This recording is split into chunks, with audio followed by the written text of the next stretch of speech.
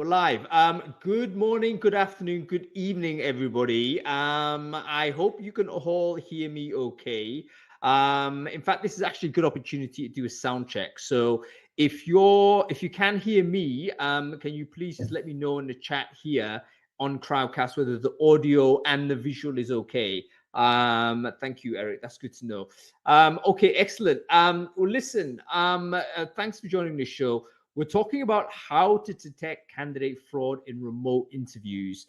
And this has been a topic, I know Warren and I have been talking about this for some time. We're just knocking this around as a concept. We thought, you know what, more and more evidence is emerging that this thing is happening for real, that it's not just some sort of propaganda coming from sort of the employer side, but actually, yes, candidates are taking advantage of the opportunities, the vulnerabilities in the system, and they're potentially doing all kinds of different things in order to exploit additional value for themselves. So today we're going to be diving into some data. Our hosts are Flow Career. If you don't know Flow Career, do check them out. I think they're a unique platform. They basically do the outsourcing for assessments. I think it's the first type of company of this sort I've seen.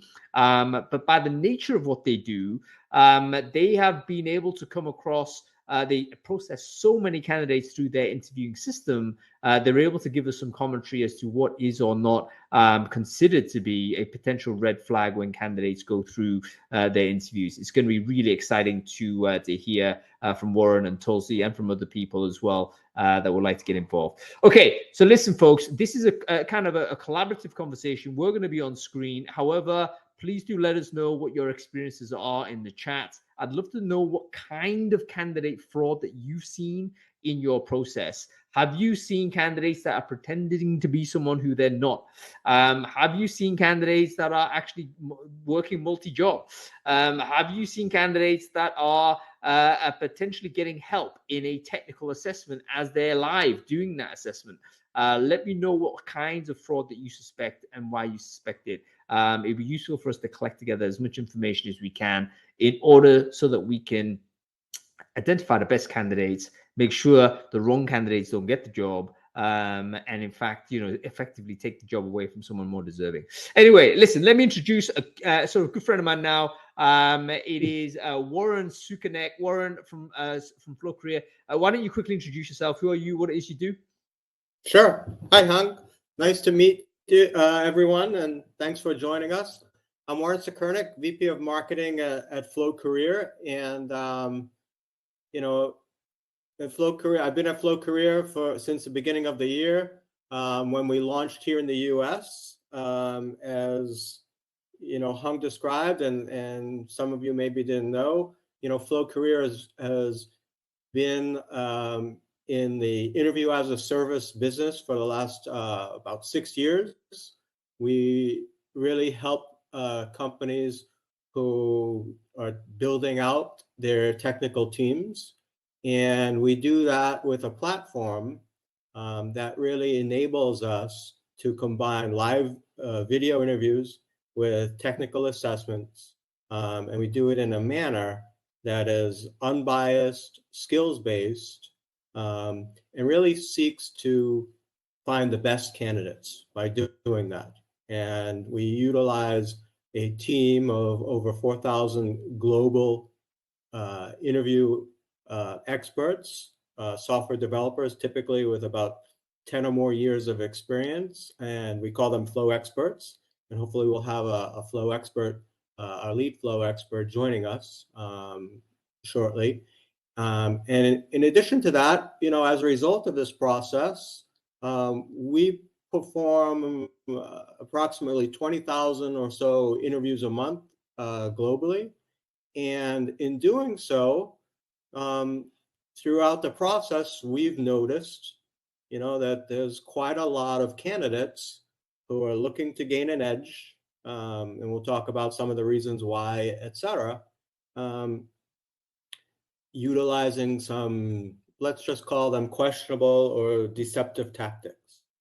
And in doing so, we've been able to spot them, identify them, come up with different ways in which we can mitigate that through this approach and process.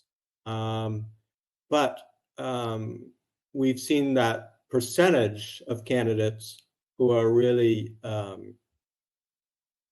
utilizing some of these fraudulent tactics grow. And over the last couple of years, it's around, in our experience, about 10%, which is quite high. That's more than quite high, Warren. If you're doing 20,000 interviews per month, you're saying there's 22,000 of those going through the Flow Career platform would be flagged at least as suspicious and requiring of further investigation. That, I think, is very significant. And I do think that trend of it increasing will continue, because you can see if the system is trickable, there's going to be more demand for it. You can understand if people have found a gap in an assessment flow that is a weakness and can be kind of you can exploit that weakness. That'll pretty soon become some sort of a little mini industry. It's going to be one guy that figures it out. Then he's going to start coaching people how to do it. Then maybe he sets up a business to say, hey, this is how you actually do it at scale. Before you know it, that number just increases and increases until it's mitigated and it shifts elsewhere. So this is a really interesting phenomenon. Let's ask, what some of these tactics might be. So before we go on to mitigation, what are the tactics you see from your data that candidates are doing? So as I understand it, they're doing an interview with an expert. So this would be like what we're doing now, right? Sort of a video type of thing. Like, what sort of thing can I possibly do to improve my chances here? Yeah, great question, because I really want to set the stage and set the bar. We're not talking about someone who's embellished their resume, first of all, okay? For whatever reason, that happens. This is significantly greater, than that. So what we're talking about, though, is anything from people who create an actual false resume which doesn't even match up to their skills and experience as a start. Second of all, it's utilizing help, assistance in performing these technical interviews, which could be opening up a quick tab on their internet browser while conducting the interview to get some help and research, whether it's researching questions, whether it's going to Google or GitHub to find answers, etc., or as a game shows would be phone a friend. Using mobile phone off camera, we've all learned how to do that on Zoom, haven't we? We've all learned, when we're in a boring Zoom meeting, let's flick open the phone and check my Instagram or something. So that type of technique, where the eye is going this way, that's kind of a little bit of a sign. Let's narrow down on the first one. Someone saying there's also a few more too, right? Let's go one by one. Let's have a look. Someone's saying, did the audio drop? Hopefully not, folks. Let me know if you can still hear me. That's important for us to know. Yeah, it's all good. Okay, Mr. Anonymous, Mr. Anonymous, whoever it is, we are okay here. So hopefully twiddle with the knobs there will be all right. So, okay, the first one you mentioned was like people faking the resume, the classic one. This is not like just embellishing stuff on the facts. Everyone's done that. We know there's a lot of stuff that's kind of, any adjective is an embellishment, right? But people who've literally created, let's say, a fake person, and that is more impressive than they are, and then they seek to convert the interview as them, because that's the resume's got them the interview, and they want to just hammer through it. How do you tell that the resume doesn't match up with the person? So a couple of things that we try to do. First is we try to confirm the resume to LinkedIn, right? Because that would be a pretty, I mean, it's possible, but certainly confirming to LinkedIn, also confirming, sometimes we've seen, and it's been documented, where some candidates will actually take the profiles from other sources like Stack Overflow or GitHub and copy those profiles as if, it's themselves. Yeah. So at times we've been able to identify that pretty, quickly. You know what? That's really interesting because it would be very useful if we could do something like copy sort of plagiarism software. You know how people look at on journalism and on in literature, they're able to compare like tracks of text, be able to say, you know Yeah. what, that's Sure. like too precise. And if there's a way we can do that across LinkedIn, across Stack, and across GitHub, that'd be really useful. But right now, it seems it's a manual thing. Maybe you can copy and paste a block of text and put it on search, and perhaps something will come up. So I think you can crudely do it, but it's not like across the entire platform, which would be one of the ways in which this problem might go away. But absolutely, if you're a candidate, your CV is not good enough. You can go on to a highly rated, highly starred profile, let's say on GitHub or on Stack Overflow. Simply carbon copy that, change the name if you want to, and then suddenly that resume looks a lot better, and that will get you into the interview. So that's one technique that people have been used. Nothing you can do but a manual check, it seems, and to be diligent by cross-referencing, I think. Correct. Yeah. But clearly, our efforts, I mean, that's the exception. When we have some suspicions, we'll look at that. But clearly, our efforts are more around on the live video fraudulent behavior. Let's talk about that. You mentioned getting assistance. So how can you spot whether that's happening? Because this is one of the challenges of remote. In an in-person interview, the person's right there. Like there's no way this person is going to be, unless he's some sort of like ninja that's able to access the fifth dimension or something. He's right there. He or she's right there. Very difficult to fake. However, now it's multi-screen. I've got different devices. How are you assessing this? How do you know? So, we know it from a couple of different ways, looking at really the human behaviors that way. So darting over your eyes, looking down a lot, like at my phone, etc., typing elsewhere, are some of the cues. And, as we'll see later, we have some techniques whereby utilizing our interview platform, we can really determine when the user is opening up another tab in the browser, right? Typing away, etc. So those are some cues that we can find automatically to do that. Okay, so a tab open, I think, is a surefire.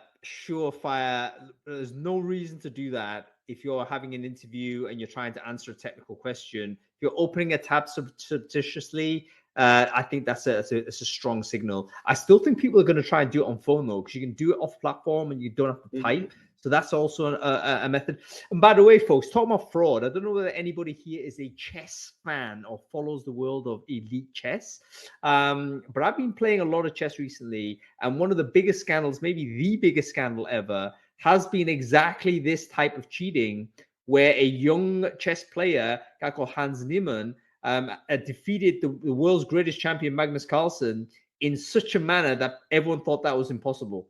Because the difference in standard of the two players was so high, they thought it was impossible. And they think he did it in this way by having basically alternative help, having basically a chess engine that is able to basically use artificial intelligence to accurately predict what are the best moves to make and have that make the move before the human being makes the move. And the way they actually found this out, again, it's not proven, it's also circumstantial, tons of controversy on it, really actually quite thrilling in the world of chess.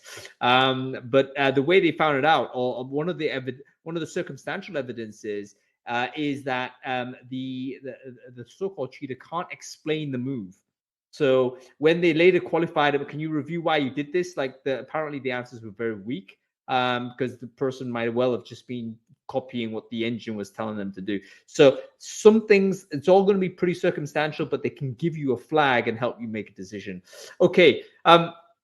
So what other forms of live fraud have you seen? So getting assistance, opening tabs, what other things do we keep an eye on that can surface up that's worth us knowing?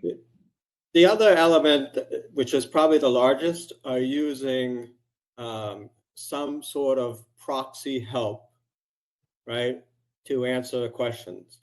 So whether that's another individual in a different room answering the questions, or texting and getting an answer, which goes to utilizing your phone, right, and darting over, or the most egregious that we've seen are these imposters or fake proxy interviews where candidates will either get a great good friend who's an expert or pay someone to take an interview, which can be really dangerous for clients and companies, because this is an expert, and then they get to a higher stage and a totally different person shows up for them.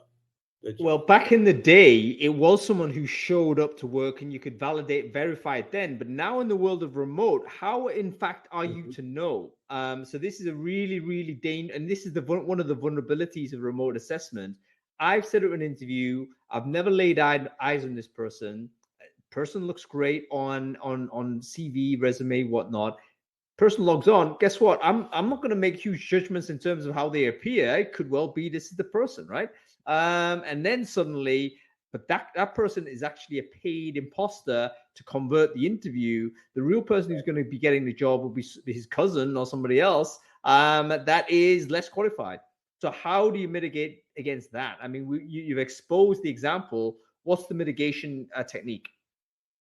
So there are some great behavioral tools that we utilize to really minimize the risk. So first is, in these video interviews, we ensure that the camera is on, right? And often if a candidate says, my camera's not working or bad bandwidth, we work within that, to get them on screen, on stage, right? Yep. Second of all, to really control that ability of someone to get lip sync or proxy answers from some person in the next room, we strongly encourage, I'll say, that they don't use headphones, AirPods, anything like that, because it's quite possible or likely that someone else could be speaking into, That is totally possible, especially without noise cancelers. So I'm wearing noise cancelers right. now, which would block out the sound. Mm-hmm. But if I was wearing normal earbuds or something, I could Right. hear what you were saying, Warren, but I could have someone else piping in some intel and saying, actually, Hong, you got to answer it this way. And then off you go. Or actually, like a really crazy one is they have their headphones on or their earbuds on, but it's not connected. And the expert in the other room is connected to the audio feed. And they're the one responding. Yeah. Wow. So, how can you do the lip sync though? That's gonna be impossible on the lip sync, right? So he's gonna have to be talking like this all the time. He's gonna have to be doing this. They cover, that's right. They look down, they cover their hand, right? So it's all these behavioral cues. Yeah, a lot of this. We have to take away some of the crutches. So I was just thinking, I mean, again, it'd be weird if COVID has now made mask wearing kind of like pretty normalized, but in an interview, there's no real excuse to have a mask on, right? I'm thinking in certain cases, with certain religious groups, perhaps maybe you'd wear face covering, but also those people typically would not be involved in the external labor market per se. So, so yeah, it would be unusual to have a covering on your face or to this type. You know what? This will obviously breach all sorts of privacy issues, so we won't ever get there. But I'd love to actually see some footage of like a compilation of verified imposters. Let's say you get to the point where we verified it. Definitely these are people cheating. I think that all games are off there. We can actually expose that. It'd be really interesting to watch it, to see the techniques. And there's things you can do on it. Right now, camera quality is really good these days. So maybe you have a slightly worse camera, you fuzz it up a little bit, make it difficult for people to see, technically still on camera, but not really. You can skew the camera off in the wrong direction. Oh, sorry, I can't get my right camera to work. Can I, there's ways in which that can operate as well. How very fascinating. Yeah, I mean, the other thing too, like on this whole subject, it's, we start with a really basic element in that we'll ask the candidate to show a picture of their driver's license or a passport or some official document to confirm that the name on the license matches, the candidate's info. That's exactly what Missy has said in the chat. And Missy, I think this will probably become a mandatory thing. Sahil, is it legally allowed? I would say it is, because the employer, although maybe not for you guys, because you're the platform that's doing the assessment.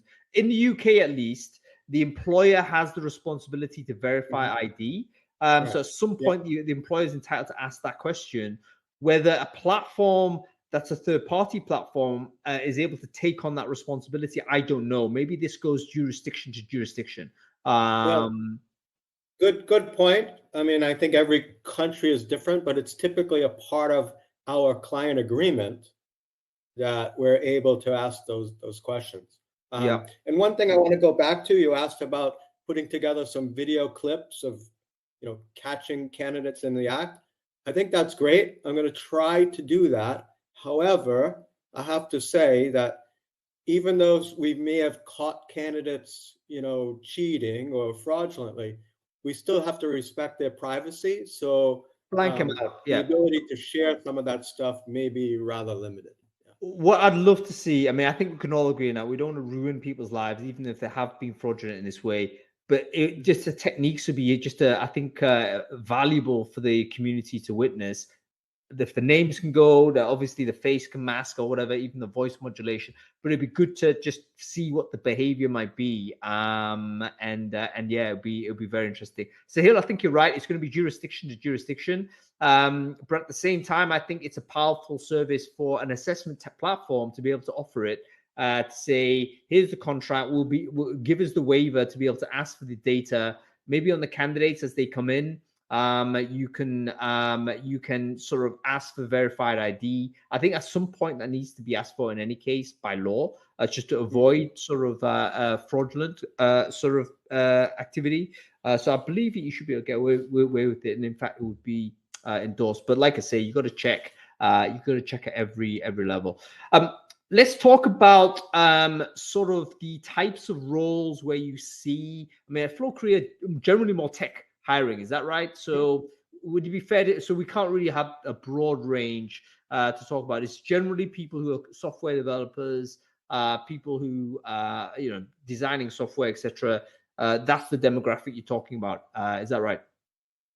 That's correct. But I think these techniques, are certainly applicable, to any really role, or discipline, right? So even, if you're not hiring for tech, you're hiring for nursing or creative or anything. If you have if you're not a good, strong candidate, let's say, or you are familiar with an expert who is, and you're uncomfortable with interviewing, I think there may be a lot of this activity that goes on. Sure. Yeah, I can absolutely believe it. I was going to ask questions related to demographics, but I'm assuming now, because of the narrow nature of the people currently on platform, given the fact that it is generally tech, I'm assuming if we just go on the standard sort of distribution with regards to gender, it's 80-90% men in the system going through the process. So we can't really make a commentary in terms of, look, is there greater prevalence, male, female, in terms of fraud or whatnot? I mean, we've got too much sample bias in there, don't we? Yeah, I think that's true. But I will say, gender is not a gate or control, to fraudulent, No. behaviors, right? Not at all. And, in the past, the motivation, for doing this, had to do, obviously, people want to get the job, but was more around immigration aspects, right? So for the U.S., to come to the U.S. on a H-1B visa is quite attractive and lucrative for a lot of candidates, for example. So that's where a lot of these aspects started, right? But as it's one of the unintended consequences, Hung, I would say, from the pandemic, in that working remotely and now interviewing more remotely, right? The bar has almost been lowered in that aspect, and that it's easier now, to do these behaviors. Yeah, I think that's So, absolutely right. The threat of proximity is gone, right? yeah. And this is kind of moving on beyond the interviewing side, but there are situations. Someone just sent me this on the mobile today. It was a LinkedIn post of a CEO who said that he's just fired 2 of his technical team for basically still working for the company that they said they'd left, having subsequently accepted the job that he offered them. So they're working simultaneously 2 jobs. It's called overworking. The double dipping is huge. Yeah, absolutely. There's actually even a subreddit on Reddit. If you want to go subreddit overwork, then basically these are people that are just sharing information as to how to do this. Why not get 2 salaries or 3 salaries or even more, ostensibly working a full-time job, when in fact, actually, you're parceling out your time. And again, you think about sort of people who, you're out of proximity, you're not on email constantly. A lot of the work you're doing is out of sight, out of mind, not necessarily online in the same places. Or if you are, very easy to set up a second laptop, or have a second instance of a particular thing on there. And in fact, did you read about? I don't know whether you had the time to read Brain Food earlier today, Warren, but there was a fraud example, or an example of I believe, a fraud mitigation technique that a manager employed that was then made illegal by the fired employee refusing to do it. And this was basically a Dutch guy who was employed by a US company, was fired for refusing to turn his webcam on whilst he was at work. Right? Yeah. So the boss obviously had some concerns, whether it's productivity or whether fraud or whatever. But you know what? Part of the deal, Warren, you're going to stick your webcam on. It's on when you're sort of working, and that's the rules. Anyway, Dutch guy refused to do it. He switched it off. He got fired. He then sued the company and won the case. So we're at the stage now where employees cannot be forced to be digitally present in that way. We can have the privacy argument. There's an ethical argument. We get all kinds of arguments that are there that I think are totally legit and valid. But again, it opens up the aperture for fraud risk, right? Sure. Like the fraud risk is now increased because guess what? You can't force people to stick webcam on all the time. You know what? If I switch this webcam off now, I could walk out and have a conversation, and it would still be streaming away. I could do something else, and who knows, right? So yeah, I don't know. And I think, I'm sorry, I was just going to say, the other thing I think that's driving some of this too is this whole quiet quitting trend, right? Okay. Where employees don't see the value, right, in really working hard. So quiet quitting will then enable them, if you will, perhaps to want to work that second job, right, or do that 2-3 jobs at a time and not turn their camera on, as an example, right, like you would describe it. That's it, Mr. Anonymous. In fact, that was the case because the company lost that case. But I think it's probably, again, jurisdiction to jurisdiction. In this particular example, complicated by the fact that employer and employee are actually in different legal jurisdictions. But yeah, absolutely. I think that that there is strong different levels of labor protection in different countries and different jurisdictions. But the stronger they are, and by the way, I'm very, very much pro union and pro worker protection. But we have to state the case: the stronger it is for the employee, the more vulnerable it is for businesses, for the wrong kind of employee to exploit this vulnerability. Now, imagine you're sort of running a small business, for instance. You hire somebody in good faith. You find out that person's actually working half the time for somebody else, maybe a direct competitor, and you're paying them full-time salary. You're entitled to be outraged at that, and you're entitled, in fact, your fiduciary duty as a director of your business is to try and mitigate that risk. You can't just say, hey, I'm the director of this company, I'm going to let it slide. No, you have a duty to your shareholders to mitigate that risk. So how are you going to do that? You know?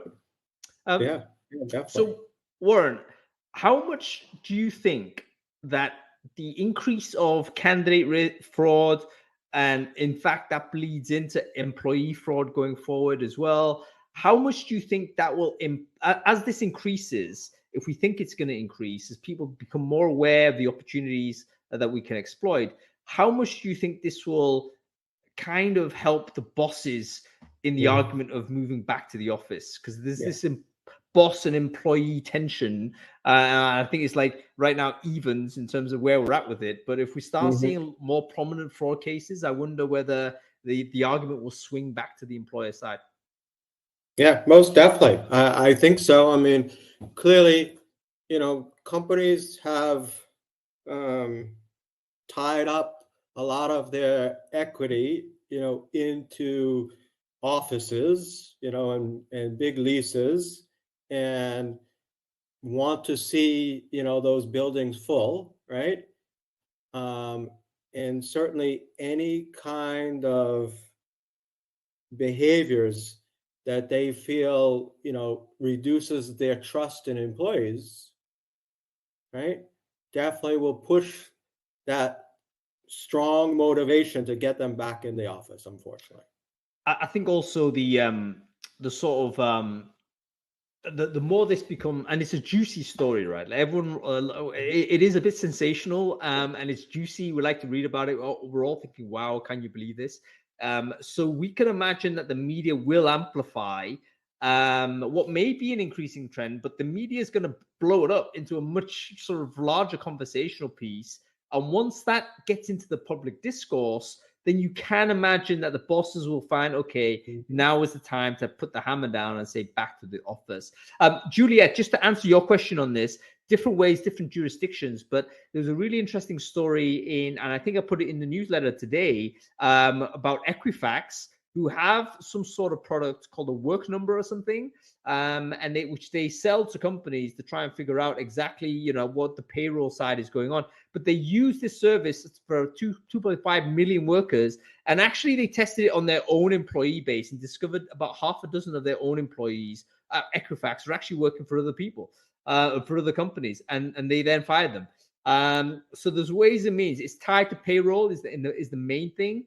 And it may well be tied to taxation as well. So in other words, how do you submit, if you're on two companies payroll, that will eventually create an audit trail back to whatever tax registration you're at. That definitely you'll be caught at some point. What I think some companies are doing, or some people are doing, is actually operating remote to a different jurisdiction. So using an example of actually a personal friend I know, I don't approve of his behavior, but I first came across, he is engaging in this fraud. And basically he is employed by one company in US remotely, but he's employed by another company in a country where he's currently at, the country I won't mention, in a different tax regime. So then you have two different tax regimes that don't necessarily talk to each other, and there may not be an easy way for them to identify that, yes, this person is in fact doubly employed. And then you can go on to talk about setting up a limited company or setting up your own corporation. Maybe there's another way you can do it completely off the books, go work for another person's company off the books, etc. There's ways and means that this can be done, because all of these systems typically don't talk to each other. Wow. Crazy, hey? Crazy. Okay, let's talk about, like, I'm interested to know what you do when you suspect a fraud in the interview, Warren, because this gets into dicey territory from a defamation point of view. Mhm. I can totally see all kinds of like accusations fly backwards and forwards. Like, how Yeah. do you handle a situation where you suspect but you don't like know for sure? So firstly, what we do, right, or what we don't do is cut the interview short. Okay. Okay. Very rare that we do that. Respect the privacy, the possibility. We'll note it. We'll try to um, get the candidate to stop some of those behaviors, like the ones that we discussed earlier, right? But we carry the interview through. However, our flow experts will mark it as, fraudulent or potentially fraudulent, and why internally. We'll have an auditor. Typically, we use auditors to review most of the interviews, anyways, through some sampling. So when that gets noted, we'll have our auditor review that video and confirm, or at least deny the flow expert's assessment. And then based on that, our recommendation ultimately back to the client, after 2 or 3 people have looked at it, we reject the candidate and explain why. Yeah, yeah, very interesting. So, what's the philosophy behind going all the way through the process? I guess is that to avoid contestation? Like the person might contest whether that's true or not, and then there's no way to prove it and stuff. So you just Mhm. you go Exactly. through it, and then if it's a rejection, it's a rejection. But you then tell the person, look, we suspect, actually, would you reject with the feedback? No, we don't tell the candidate that, right? We'll Okay. respond back with our recommendation to the client, Mm-hmm. right? And You then think, yeah. it's up to them on how they handle it. Yeah. Got it. Got it. I like the positioning because you're getting yourself out of the legal firing line and just providing Mhm. the information for the customer. I'll be hugely surprised if the customer like disregards your recommendation. And yeah, hopefully that saves them a thing. So readers actually mentioned asked a really interesting question. Do you sign to the candidate during the interview those? No, I don't think we do. Basically what we do is we market, or flow career market. I've never seen this platform. I'd love to do it actually. But essentially what happens is the flow expert will mark it as potentially high risk, and then because it's recorded, you'll have a third person or the auditor come in to review it. And this may be a third flow career expert, I guess, a flow expert, Right. No, to review it. that's an internal team. We Okay, I have see. a customer support team, right, or Mm-hmm. center of excellence, who will review a lot of our videos for a number of different reasons, just to ensure that our interviewers, are providing the best service possible to the Mm-hmm. candidate and to the client, Mm-hmm. right? And so what we do there is, as part of that, if they're flagged for fraud, we definitely look at those. Have there been instances of the same candidate being flagged multiple times for fraud? Have you? Are there now characters that do this, like where it's like, okay, it's Warren again, that kind of thing? Yeah, I've been caught multiple times. No, seriously. We so that's a great question. We have found some candidates who will interview for multiple clients who have been caught cheating. However, right, we typically don't. Let me put it this way. We would typically keep each client's relationship with those candidates, kind of firewalled or safe right now. So we don't really mention to the client who has this new interview that, oh yeah, he's been caught 3, 4, 5 times. But it certainly confirms, our suspicions, when we have the interview. Yeah, absolutely. I think basically you got to hold that information and deploy it at the right time, and not prejudice the interview. Anonymous has asked a really interesting question. How are candidates assessed if they have disabilities, speech defects, being nervous, neuroatypical? Perhaps they're physically, have a different circumstance than other people, etc. Isn't there a risk that if we're looking for let's say aberrant behaviors on video interview, that actually we might be sweeping away a bunch of innocent people that have disability? I'd like to think not, but I guess there is some risk of that. But also, that's partially why we have a second and sometimes even a third reviewer look at the video, Yeah. right? Yep. And I think some of the behaviors are different. The eye tracking is probably one of those where I think someone with a disability, or sometimes people have, I forget what the name of it is, but the eyes are actually, not necessarily directed in the Mm-hmm. same way. Lazy eye or something. I forget what it's called. So that may be difficult to track. Then you have people with, different types of neurobiology going on that might behave in a slightly Right. different way. So all of those things would be very interesting to try and It track. depends on it depends on the fraudulent behavior, that we're finding, right? So, for example, if it's some of these disabilities with these, tics or eye movement, etc., behavioral things is one thing. But if they're opening up other tabs, on their laptop, to check for, I mean, that has nothing to do with the disability. Mhm. Or if, they're lip syncing because their voice isn't matching up with what's being spoken, That's incredible. right? I can't believe that that's happening.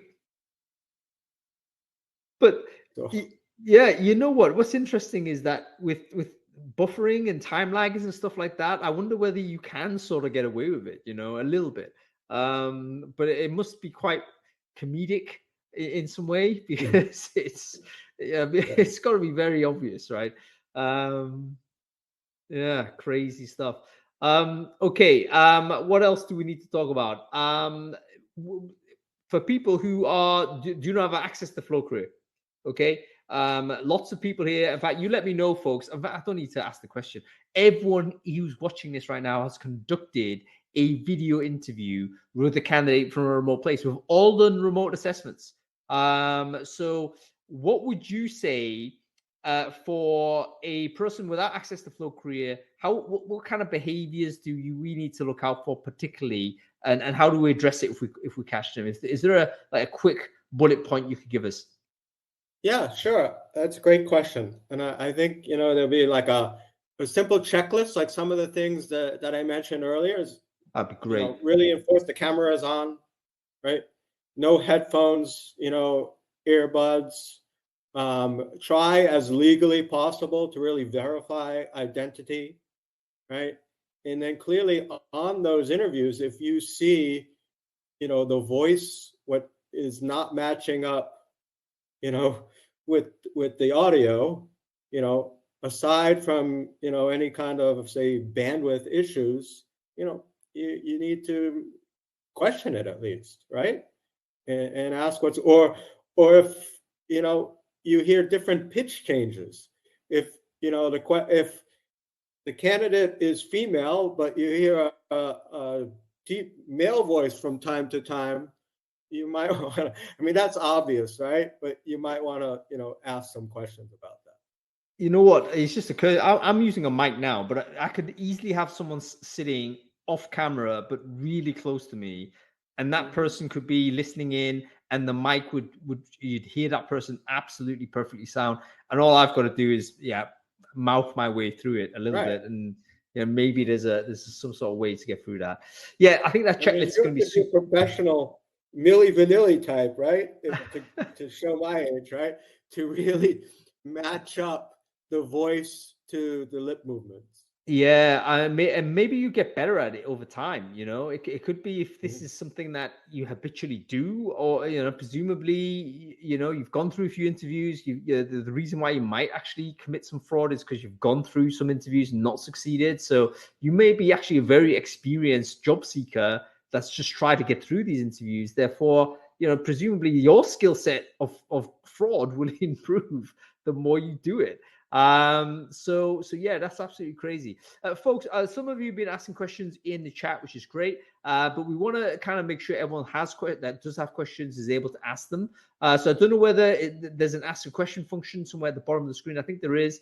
Go ask your questions there, and we'll go grab them. If not, go ahead and ask away in the chat, and we'll try and dive into them as well. The where do you see the next stage of fraud? I've been seeing a lot of things like deep fakes, which are super convincing. I don't know whether you saw the or heard the Joe Rogan AI interview, Steve Jobs AI interview. Did you hear that? No, I hadn't heard that. Check it out. I sent it a newsletter just this morning, so it might just be really new, but incredible. Like basically, Joe Rogan, who's obviously alive and a podcaster, Steve Jobs is obviously dead, but both of them have enough like voice out there on the internet for the AI to be trained, not only in terms of how they sound, but also how they would typically respond. And they basically conducted an interview where Joe Rogan interviewed Steve Jobs, and yeah, you can tell it's fake, but if you were just dropping in and out, you would think, how Steve Jobs interview was on Joe Rogan? How did this happen? Because it sounds absolutely the same. And it's just an experiment. I forget what the link is. Let me just pull it up. Actually, people can check it out. But it is one of those stunts that is worth just to demonstrate the yes, podcast AI. Let me just check this out. Copy the link address. I'll put it in chat. Yeah, podcast AI. I think that's all it is. This is just the UTM from the newsletter, which is auto appended. But yeah, that basically will tell you, okay, I mean, it is a demo of the future. So what do you see as a future technique that, maybe not happening now with prevalence, but something we might need to be aware of? And maybe something Flow Career's in Flow Career's product roadmap that you need to think about. Sure. I think, the whole nature of AI and processing, certainly, with deep fakes, with the ability to, I don't know, do some audio craziness, as you described, I think is definitely viable, in the future, right? And in our roadmap, we're certainly looking to utilize AI to, if not stay ahead of it, at least to close that window and that gap, so we can identify some of these issues quite quickly.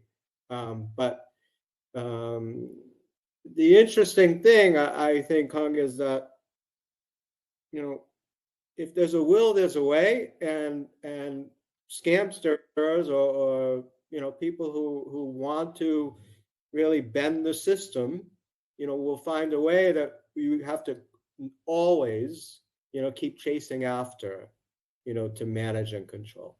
Yeah.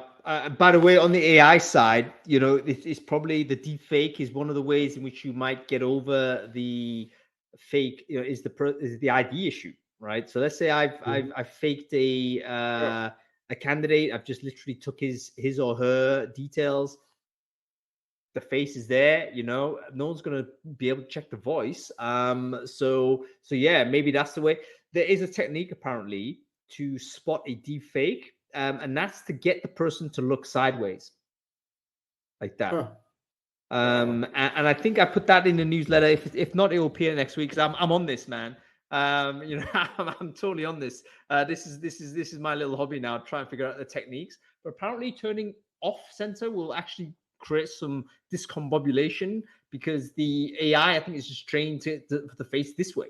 So that's one technique to identify deepfake. Get them to turn their heads, and it will be the equivalent of doing that check. Do a little exercise. Move your head around, up and down. Yeah.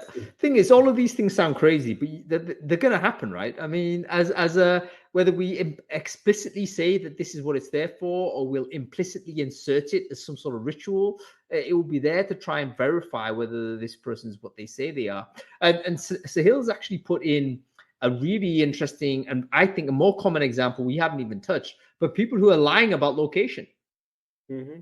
Right? Hey, I'm in San Francisco. I need the location weighting of a San Francisco-based software engineer. Actually, I'm in Tahiti, where I can live a tenth of the price. How are we going to do that? I mean, IP, but you could probably do sort of VPN on that. So he'll say, ask about local geography, and like basically tour guide the guy. Yeah, maybe. But again, I think that's fakeable, right? You could just do half an hour's worth of research on that and get through. Again, I mean, I don't want to just say my friends are all fraudulent, but I do know a friend of mine that right now is faking location in order to secure a higher rate and get more money. So it's a weakness in the global system, and it's I actually pass no moral judgment on any of these folks because I do think if as you say, where there's a will there's a way, Warren. If there's a weakness in a system, it's going to be exploited. There's no good or bad per se. There's a very small people that are just genuinely malevolent. Most people are just trying to do their best for themselves, and they have greater or lesser tolerance or for risk, which is breaking the law sometimes. So the role that we have as recruiters and product makers is to try and make it more difficult so that these folks aren't taking away jobs from people that genuinely deserve it. Warren, as we're coming to the end of this show, I wonder whether there's anything else you'd like to add, or whether there's anything you can show. I don't know whether there's anything you can show us with regards to how the Flow Career product works or whatever, Yeah, it'd be great if we could show a demo, via video of how we spotted some of those techniques. I'm going to look into that. Perhaps it'd be as simple as if we stage the interview where, with a employee, just to show how the technology works. I think that would work well. That would be interesting. Yeah, folks, let us know in the chat whether that's something that's worth doing, because Warren and I have just thrown this one together, but it may well be it's worth a part two to just dive into how do you what is the technique, what does it look like behind the scenes a little bit, without of course giving the game away, and then giving intelligence to people who might then want to a part of it is not to give away too much information, so that you're not equipping people with a way to dodge the process there. Yeah, interesting. And by the way, folks, none of this is new in terms of fraud. People have been lying to get jobs all the time. Embellishment of any type is a form of lie, let's face it. Even very famous examples have occurred. I remember, wasn't it Yahoo? Pre Marissa Mayer, they hired a CEO, so really top level CEO. I mean, how much due diligence would you need to make, or you should make, to hire a person that's on 7-figure salary or whatever? But lied about his academic qualifications. Didn't go to that school. No one checked. So there's a lot of stuff that we probably have always been a little bit loose on. We've never got to be aware of. But now with shift to remote, the opportunities increase for fraudulent behavior. Therefore, our risk has increased as recruiters and employees. If you're recruiting someone, you later find out that's a fraudulent candidate. How's that looking for you? How exactly. Right. I actually remember, holy crap, now I go way back in time. But I remember there was one guy, I was back in my agency days, so the pre all of this, but he was definitely a fraudulent candidate. But he came in such a bombastic manner. He was so outside of the norm that we couldn't work out whether it was eccentricity or whether it was fraudulent. And his eccentricity got him through the door, because everyone thought, yeah, that's just Steve. He's weird. Big guy, US guy. We were in London as well, so we weren't used to Americans, right? So we just thought, is that just normal American behavior? That's us, yeah. But then he started saying things which I knew was BS. So I'm a fan of the NFL, right? It was just strange for a person based in the UK. So I knew a little bit more about the American football than perhaps would be normal. But he started saying things which I knew was not true. He was saying like, yeah, he was a Heisman Trophy finalist and stuff like this. I'm thinking, really? yo, that's elite level, right? That's absolutely elite. And if I did a search, I don't recall your name. If I did a search on you, I'm pretty certain that's not happening. And then that's when I started flagging up and said, listen, man, this guy is not who he says he is. He's not performing, number one. So number one, he wasn't performing. And number two, a lot of the stuff he was saying was just simply not true, could not be true. And then, in the end, we didn't know what to do. Like in the end, some of the teammates confronted him. It was like really quite scary because he's a big dude, 6'5". I forget how he was like built, but there's the three of us got to him and said, "Listen, Steve, we need to have a chat." And he turned into a pussycat. He had a breakdown. He had a breakdown, obviously mental health issues, etc. And he walked out, and we never saw him again. But yeah, but the cost to the organization, yeah. Well, I hope he's okay, because sometimes we've talked about, people with motivation for fraud. We've talked about like the small percentage of like scammers, maybe even professional scammers. But then there's a percentage of people that are mentally unwell and just do all kinds of things. I don't know, like making bad choices as a result of their illness. And obviously we need to screen for that for our own sort of well-being of our companies, but we've also got to be sensitive to we need to be careful where this person is mentally, so yeah, interesting. Warren, take a step up to it. Let me just say, I have a manufacturing background, right? And the sooner that you can spot errors or defects in the process, the more cost effective, right, it is. So looking at your example, right, the cost of bringing that individual on board, right, and then working there for however long it was until you spotted less than a week,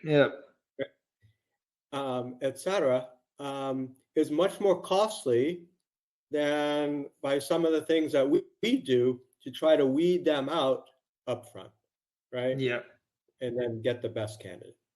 Do you know what? I tell you one thing would be useful. If you charged, do you charge extra for like heightened security on fraud? I wonder whether that's a premium service you could deliver. And then you kind of confront the employer, the client, to say, okay, how serious are you? And you could do a lot of these checks. I love, who is this? Let's just put this in the chat there. Amber, I look at everyone, please check out Amber's comment. She's written an essay here. Which is more or less the a reasonable how-to. So Amber, I'm sorry to say that you've probably encountered some fraud to be able to have this level of stringency on it. So I'm sorry to hear that that's happened to you, but I think some of this is really great.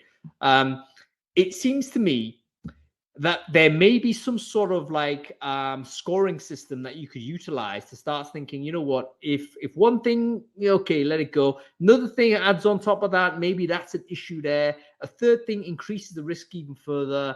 And then as it all adds up, these red flags get a little bit more, the hangman theory. I think Amber needs to come on one of these shows. She knows more than us. But these things will kind of give you, at least it will create a number where maybe some automated trigger will come up and say, okay, this person needs a fraud check because of all of these things, just increase the risk and, treat the person fairly, but we should check it out. Yeah. And by the way, I think what will happen, unfortunately, is that there will be, if we go on the hangman theory in this way and use these kind of circumstantial correlations, inevitably there's going to be a bias issue and a discrimination issue because you're going to start making correlations that are different in different ways. This is the same way where, you go into a nightclub, for instance, all the guys get patted down before they go in. Why is that discrimination? Yes, it is, because 99% of the guys are not carrying a knife or a gun. But guess what? If there's a knife or gun being carried into a club, it's likely to be a guy. So you can sort of understand where this type of approach will get into discrimination. And this is where we need to have some strong legal guidance on what to do and stuff like this as well.